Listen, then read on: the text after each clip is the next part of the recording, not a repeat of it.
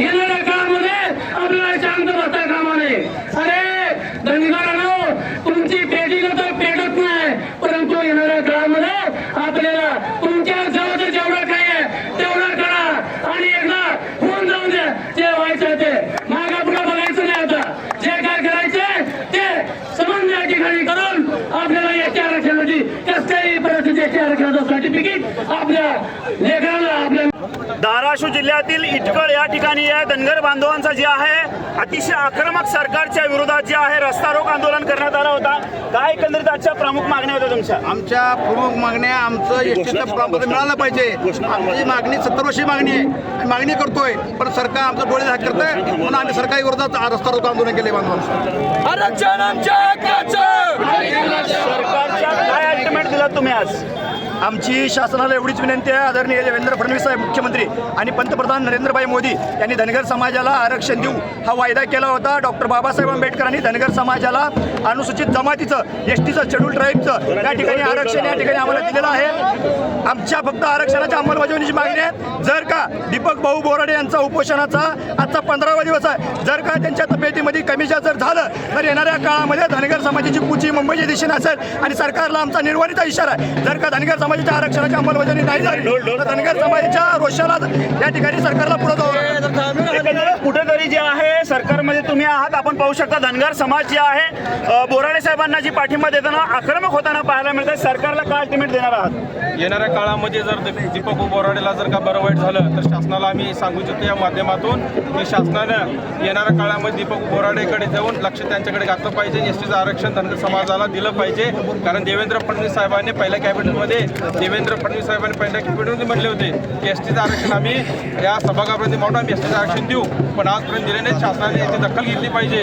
अनेक आमचे तरुण बांधव शहीद झाले, धनगर बांधव शहीद झालेले आहेत, त्यांचं सुद्धा यामध्ये उल्लेख झाला पाहिजे. त्यांना सुद्धा मदत दिलं पाहिजे.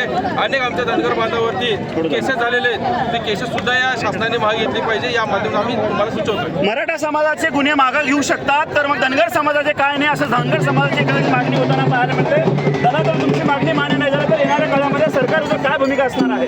येणाऱ्या काळामध्ये अतिशय प्रचंड असं मोठं आंदोलन, याहीपेक्षा मोठं आंदोलन आम्ही मुंबईपर्यंत नेऊ, मुंबईनंतर दिल्लीला नेऊ. आम्ही तख्तावर बसवू शकतो, आम्ही तख्तावरून खाली खेचू शकतो. ही आजपर्यंत धनगर समाजाची भूमिका आहे. लढाला आम्ही आणि खीर खायला दुसरे. आता तसं होणार नाही. खीर आम्ही खाऊ, खीर आम्ही शिजवू आणि खीर बनवू आम्ही, खाऊ आम्ही आणि खुर्चीवर बसू आम्ही, खुर्चीवरनं हाकलून देऊ. एकंदरीत कुठेतरी जे आहे धनगर समाजाच्या भावना जी आहे तीव्र होताना पाहायला मिळते. तुम्ही म्हणला की सरकार देऊ शकत नाही, परंतु तुमचंही काय सरकार होतं, धनगर समाजाला न्याय मिळाला नाही. आमचं सरकार ज्यावेळेस होतं त्यावेळेस धनगर समाजाच्या पाठीमागच होतं सरकार. सरकार म्हणजे आम्ही युतीमध्येच होतो. सरकार युतीमध्येच असतानाच केलेलं आहे सगळं. त्यावेळेस मुख्यमंत्री देवेंद्र फडणवीसांनी 14मध्ये सांगितलं होतं की 14ला जर मी मुख्यमंत्री झालो तर एसटीमध्ये पहिल्या मंत्रिमंडळाच्या बैठकीमध्ये आरक्षण देईन.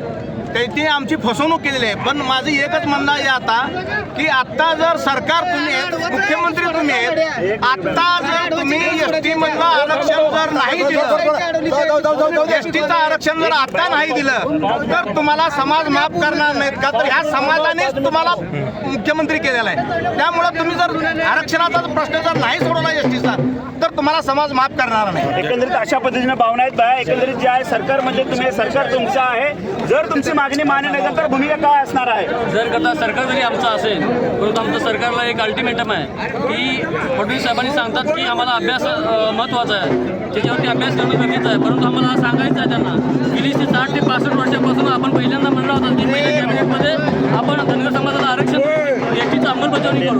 परंतु मला सरकारला सांगायचं आहे, हा सरकारला धनगर समाजाचा आपण संयम राखलेला आहे. हा संयम तुटला तर हा धनगर समाजाचा उद्रेक आपल्याला ह्या महाराष्ट्रामध्ये पाहायला मिळेल. एवढंच मी आपल्या शासनाला या ठिकाणी विनंती. सरकारला कशा पद्धतीनं स्वरूपात जे आहे येणाऱ्या काळामध्ये धनगर समाज आंदोलन मोर्चा भूमिका असणार आहे? ज्याच्या पाठीमागे धनगर समाज तो सत्तेत आहे, आजपर्यंतचा इतिहास आहे.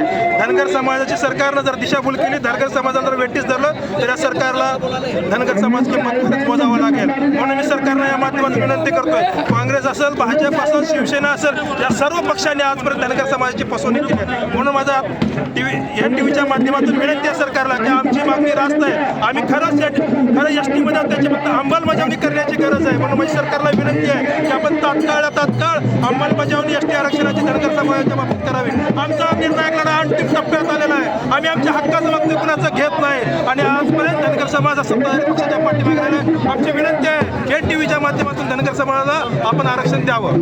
एकंदरीत जे आहे मराठा समाज ज्या रीतीनं जे आहे आक्रमक होऊन जे आहे रस्त्यावरती उतरला होता, त्याच रीतीनं जे आहे सरकारला अल्टिमेट देताना धनगर समाज पाहायला मिळत आहे. जर याकडे सरकार जर कानाडोळा केला तर धनगर समाजचा उद्रेक जे आहे या महाराष्ट्रामध्ये नक्कीच पाहायला मिळणार आहे. Video journalist Rahul Kamble, Ayub Shaikh, NTV news Marathi, Tuljapur, Dharashiv.